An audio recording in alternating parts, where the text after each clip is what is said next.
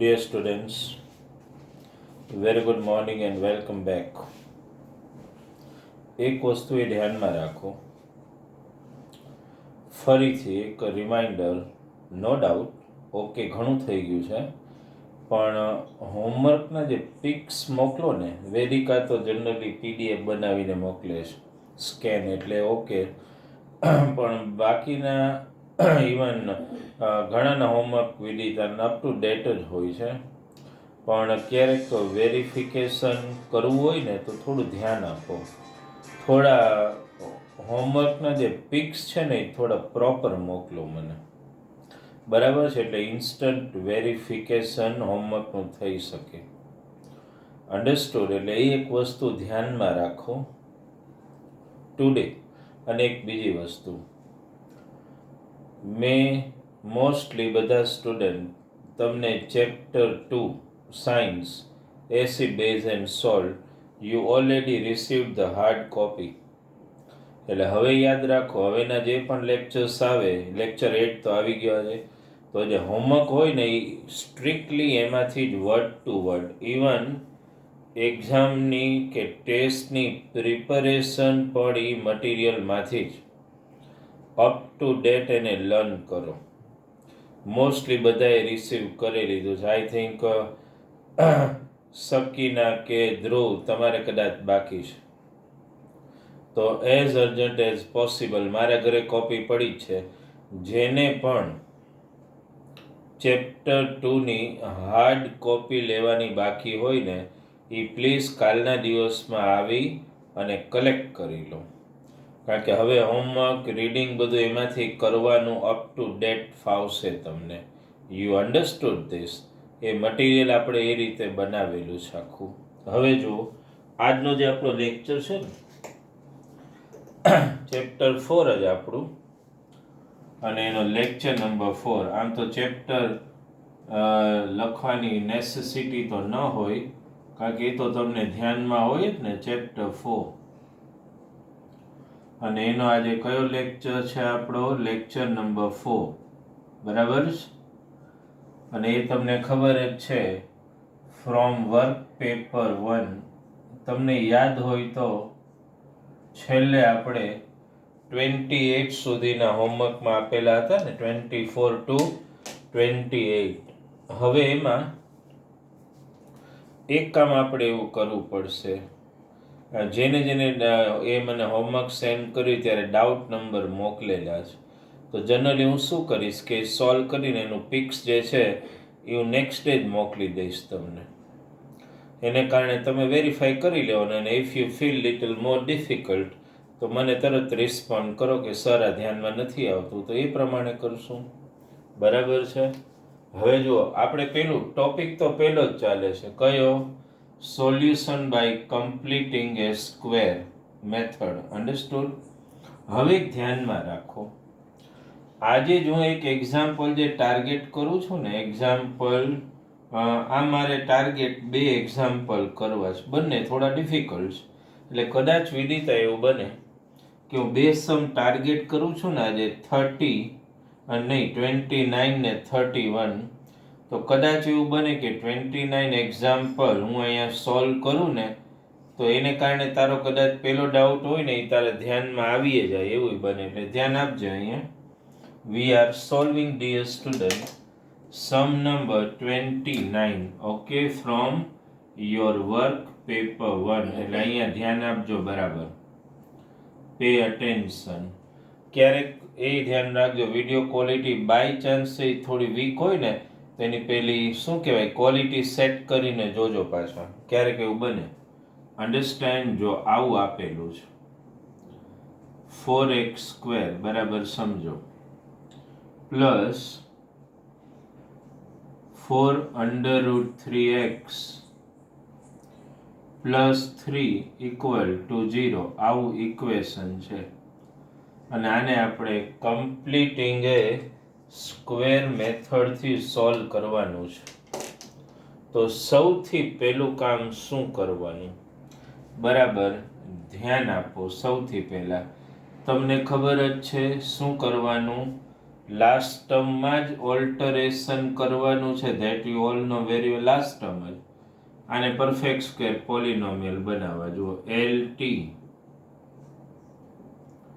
equals to MT whole square upon 4 into FT. Formula તો યાદ જ છે ને. LT equal to MT whole square upon 4 into FT. Value મૂકતા જઈએ. MT એટલે મિડલ ટર્મ શું છે? That is 4 under root 3x whole square, okay, upon 4 into first term, that is 4x square. Is it clear? Next step, dear student. આનો square કરો તો શું થાય કયો તો? 4 નો સ્ક્વેર શું થાય?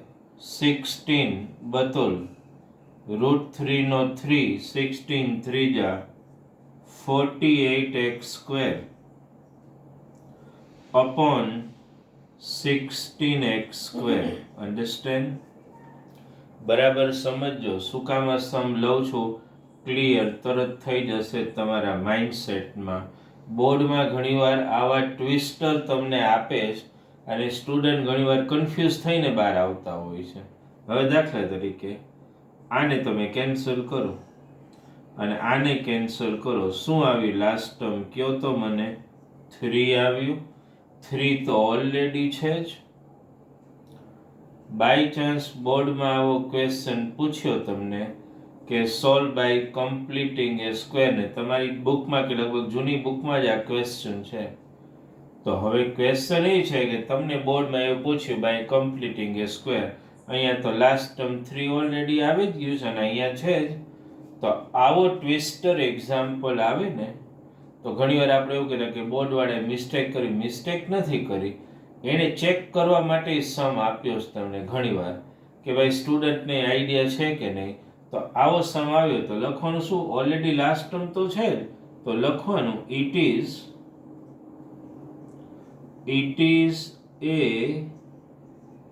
આવું સિમ્પલ લખી નાખવાનું. It is A perfect square પોલિનોમિયલ. હું શોર્ટમાં લખું છું પોલિનોમિયલ. હવે ખાસ ધ્યાન રાખજો, આ પરફેક્ટ સ્ક્વેર પોલિનોમિયલ તો ઓલરેડી થઈ જ ગઈ. તો હવે શું કરવાનું છે? આના ફેક્ટર પાડવાના. તો ફેક્ટર પાડવા માટે હવે કાંઈ બીજી તો કોઈ મેથડમાં જવાની જરૂર નથી, કમ્પ્લીટિંગ એ સ્ક્વેરની જરૂર નથી. કઈ રીતે ફેક્ટર પડે બોલો? 4 3 12 પડે ને? અન્ડરસ્ટેન્ડ? એક્ઝામમાં આટલું તમે ખાલી લખીને આવો કે ઇટ ઇઝ પરફેક્ટ સ્ક્વેર પોલિનોમિયલ. હવે તમને દરેકને ખબર છે પરફેક્ટ સ્ક્વેર પોલિનોમિયલના ફેક્ટર તમને એ તો ખબર ને. હવે જો અહીંથી હું કદાચ અહીંયા કન્ટિન્યુ ન કરું તો અહીંયા હું કન્ટિન્યુ કરું છું, બરાબર? આનું આ ફરીથી લખવાનું, બરાબર સમજો. Just write it. 4 under root 3x plus 3 equal to 0. આ ઓલરેડી શું છે કયો મને? It is already a perfect square પોલિનોમિયલ. તો કોને આવડે છે? પરફેક્ટ સ્ક્વેર પોલિનોમિયલના ફેક્ટરમાં શું આવે? ફર્સ્ટ ટર્મનું સ્ક્વેર રૂટ, એટલે શું લખવું પડે આપણે? 2x. મિડલ ટર્મની સાઇન, લાસ્ટ ટર્મનું square root under root 3 whole square equal to 0. Is it clear in your mind?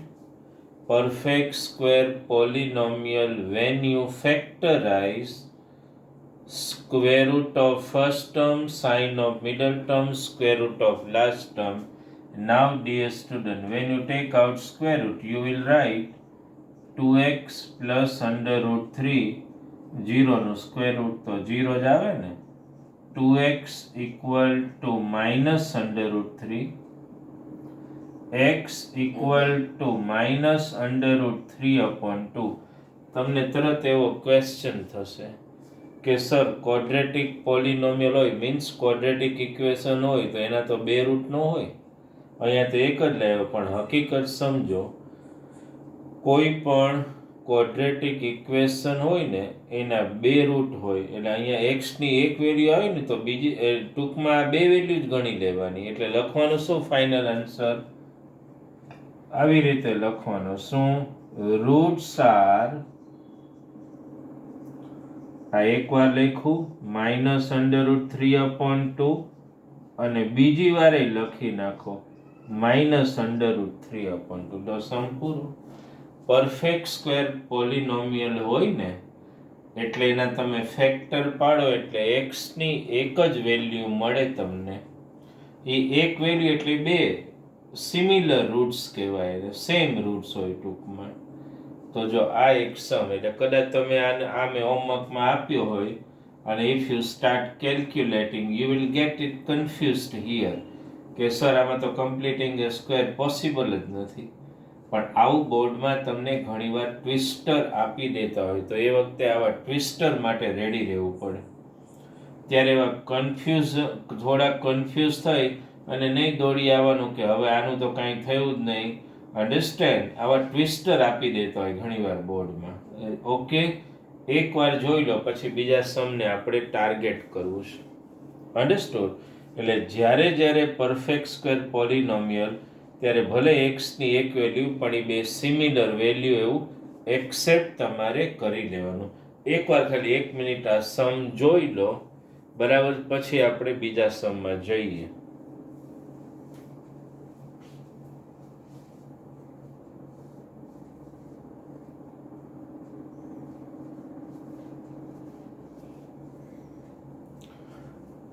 Clear થઈ ગયો? હવે એક બીજો સમ આપણે લઈએ. ધ્યાન આપજો. એટલે આ 29 એટલે આવા ક્યારેક સમ ટ્વિસ્ટર્સ આર ઓલ્સો આસ્ક્ડ. ઓકે, તો એ વખતે થોડું ધ્યાન બરાબર આપવું પડે. ચાલો એક બીજો સમ લઈએ. એ સમ આમ કમ્પેરેટિવલી એટલો હાર્ડ નથી, બરાબર છે. તો sum number 30 I want to take for you. Sum number 30. ધ્યાન આપો બરાબર. એકચ્યુઅલી આનાથી હાર્ડ સમ જો કે તમે ગણેલા જ, પણ આવો પણ એક સમ આપણે ગણીએ. =0. લો શું કરશો? પહેલા ઇમિડિયેટલી લાસ્ટ ટર્મની ફોર્મ્યુલા તો યાદ જ રાખી લેવાની. શું છે બોલો? mt² upon 4 into first term. Okay, ચાલો let us write the last term, middle term, 6x² upon 4 into first term. Just simplify 6x no square શું આવશે બોલો? 36x² upon 4x². x² cancel, 4 9 જા, એટલે એકચ્યુઅલી આનું લાસ્ટ ટર્મ ઇન્સ્ટેડ ઓફ 7 શું હોવું જોઈએ? 9 હોવું જોઈએ ને. To make it a perfect square polynomial, let us write this way: x². What will you write then? Plus 6x plus શું લખશો? 9. But original last term was given 7. To maintain the originality 9 માંથી શું minus કરો તો 7 આવે 2. સમજાયું? ચાલો, first 3 are perfect square polynomial. જય મગજમાં ઉતરે જ ને? 9 લખ્યું પણ ઓરિજિનલ 7 એટલે આપણે -2 કરવું પડે ને. પહેલા 3 જો આખા અંડરલાઈન કરી દો. લો આ પરફેક્ટ સ્ક્વેર પોલિનોમિયલ બને એના ફેક્ટરમાં શું આવે? ફર્સ્ટ ટર્મનું સ્ક્વેર રૂટ એટલે x, મિડલ ટર્મની ખાલી સાઇન જ આવે. આ લાસ્ટ ટર્મનું સ્ક્વેર રૂટ 3 હોલ સ્ક્વેર. 2 નું કાંઈ સ્ક્વેર રૂટ ન નીકળે, ધેટ મીન્સ √2 તો લખવું જ પડે. Equal to 0. ચાલો છોકરાઓ, એકવાર પ્લસ એકવાર minus x plus 3 plus √2 x plus 3 minus √2 equal to 0. Is it clear in your mind? Next step we carry it here. X plus 3 plus √2 equals to 0, or આ option અહીંયા લખું છું, or x plus 3 minus √2 equal to 0. શું મળે આમાંથી બોલો? x equal to, બેયને transfer પેલી બાજુ કરવા પડે કથન, તો શું આવે કે -3 minus √2, બેની સાઇન ચેન્જ થાય ને, આમાં કયો તો x equal to બોલો -3 plus √2. આવી ગયા રૂટ્સ. શું લખશો final answer? Roots are -3 minus √2 -3 plus √2. જોઈ લો બરાબર. Some comparatively easier. Understand? But it is not in your textbook. It is from other old textbook. I have taken the example because such twister and such simple example can be asked. Understood? Okay? તમે મારી સાથે જ ગણ્યો જ હશે ને, આમે easy છે comparatively, just verify કરી લો. ઓકે, હવે જે સમ આપણે ટાર્ગેટ કરીએ છીએ ને એમાં ધ્યાન આપજો. This is clear in your mind? Okay, સમજાઈ ગયો ને આખો સમ? કંઈ નથી એમાં, ઇઝી છે સમને સમજવો.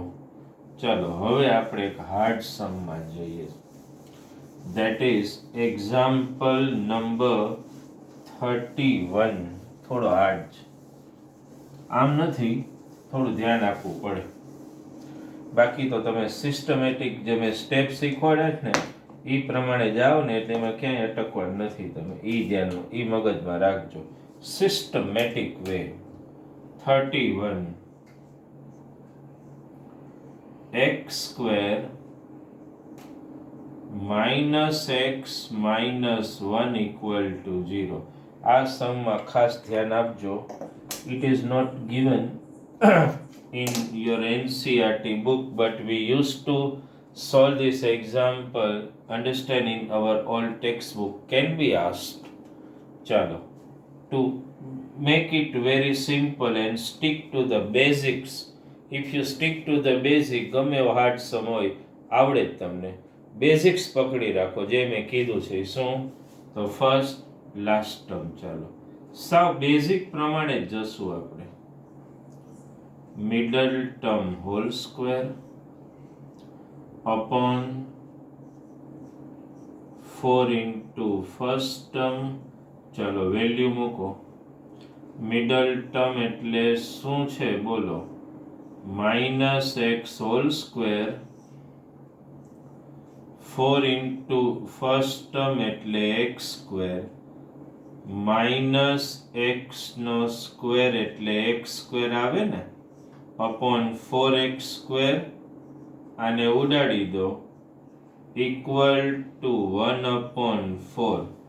જો આને તમારે પરફેક્ટ સ્ક્વેર પોલિનોમિયલ બનાવવું હોય તો એનું લાસ્ટ ટર્મ 1/4 હોવું જોઈએ. અહીંયા તો -1 આપ્યું છે, તો -1 હોય એટલે આ પરફેક્ટ સ્ક્વેર પોલિનોમિયલ થશે જ નહીં. તો હવે કઈ રીતે લખવાનું બોલો સ્ટુડન્ટ? નેક્સ્ટ સ્ટેપમાં પહેલા x², પછી શું આવે? -x, પછી પ્રાર્થના.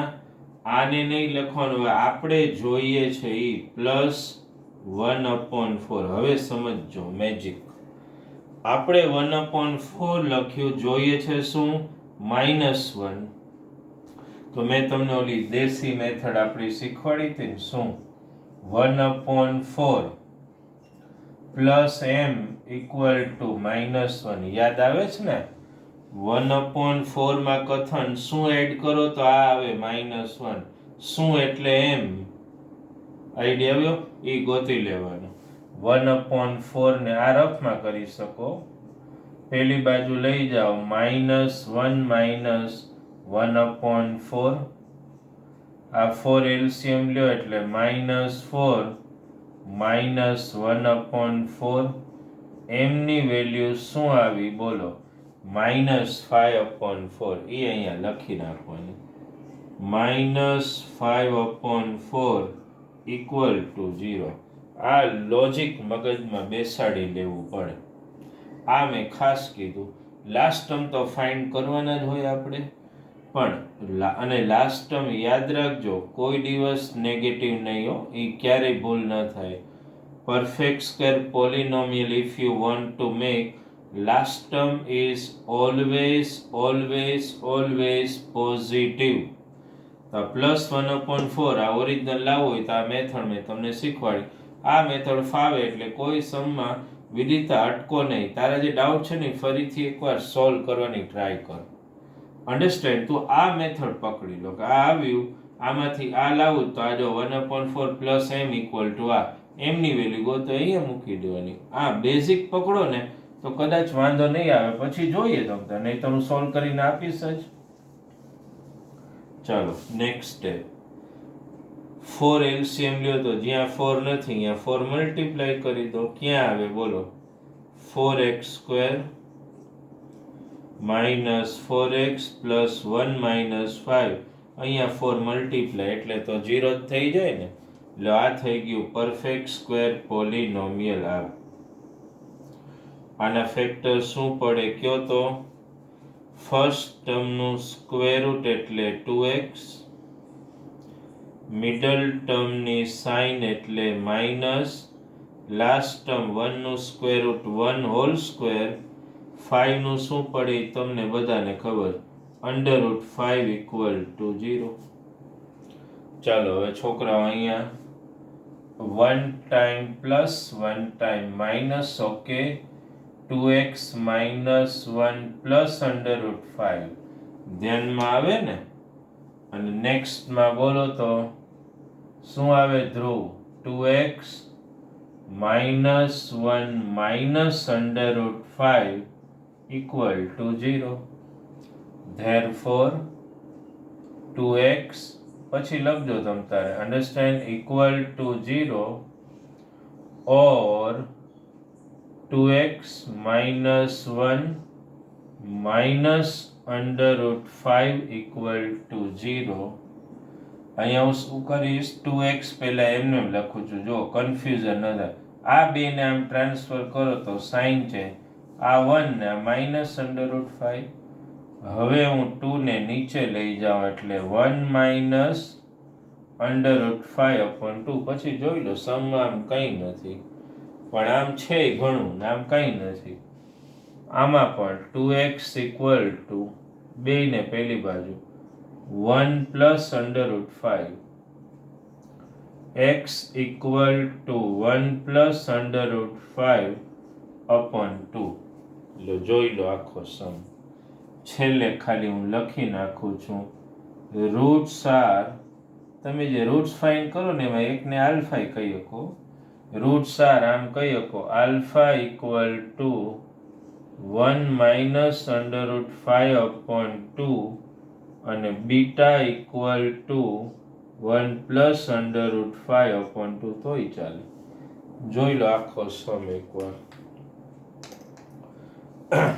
ક્યાંય પણ અટકો તો simple verification can be done એકવાર just have a look at the sum properly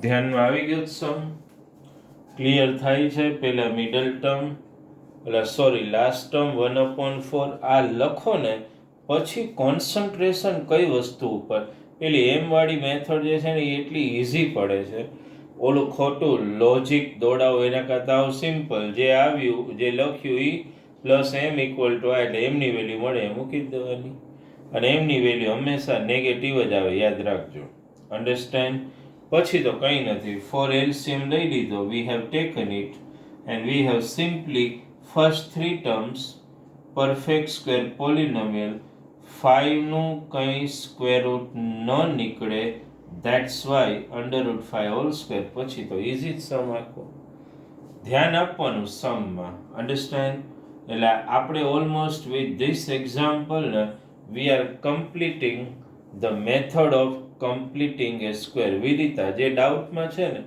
એ એકવાર ફરીથી ખાલી કાલના દિવસમાં એ જે તે એક કે બે આમાં કીધા છે જે ડાઉટ્સમાં એકાદ વાર ટ્રાય તો કર if you are not able to solve તો પછી હું એનું સોલ્યુશન વ્યવસ્થિત લખીને પિક્સ મોકલાવીશ એટલે એમાં વેરીફાઈ કરી લો આઈડિયા આવી જશે આઈ ક્લિયર તો ઇન ટુડેઝ હોમવર્ક આપણે જે વર્ક પેપર 1માં જે આપણે કન્ટિન્યુ હતા 28 સુધી તો હવે કયા હશે તો 29, 30, 31 આઈ થિંક 31 સુધી ટૂંકમાં નવી મેથડ સ્ટાર્ટ થઈ પહેલાંના 29 થી 31 કે 32 જે પણ હોય એ 3 કે 4 સમ તમારે ગણવાના છે એમાંથી 3 તો મેં તમને ગણાવ્યા અત્યારે એટલે ફરીથી 29, 30, 31 એ બધા જે 3 સમ જે છે 3, 4 એ બધા અપ ટુ ડેટ ગણી અને you send your homework okay ટેસ્ટમાં છોકરાઓ ધ્યાન આપો સ્ટુડન્ટ્સ પેરેન્ટ્સ પણ ધ્યાન આપે ટેસ્ટનો ટાઈમ સ્ટ્રિક્ટલી 8 o'clock જ ટેસ્ટ લખવાની સ્ટાર્ટ કરવાની છે અને ટેસ્ટ 10 માર્ક્સની હોય છે એટલે ટેસ્ટ ભલે વહેલી પતેને મને મોકલો પણ પેરેન્ટ્સ ટેસ્ટ તમારા સ્ટ્રિક્ટ સુપરવિઝનમાં એ લખાઈને એ પણ અટમોસ્ટ નેસેસરી છે જો હું એટલો એક્યુરેટ રહેતો હોઉં કે એક્ઝેક્ટ અરાઉન્ડ 8 હું ટેસ્ટ સેન્ડ કરવાનું ધ્યાનમાં રાખતો તો તમે લોકો થોડું એવું સ્કેડ્યુલ બનાવો કે એ વખતે તમે સ્ટ્રિક્ટ એના ઉપર અટેન્શન આપી શકો જેને કારણે મને જે ટેસ્ટ મળે ને એ વેરીફાઈ થાય તો એટલીસ્ટ એને ઓનેસ્ટ એફર્ટ હશે તો એ શું થશે કે એ ટોપિક એનો એટલો ક્લિયર થતો જશે અને એટલા માટે મેં ફિઝિકલ કોપી સાયન્સની પણ તમને ઓલરેડી આપી દીધી છે અન્ડરસ્ટેન્ડ જેને કારણે એમાંથી રીડિંગ કરવું will be quite easier okay so dear student today in lecture number 4 we are completing a method which one of completing a square okay homework 29 30 31 બધા સમ ગણીને મોકલવાનું okay thank you very much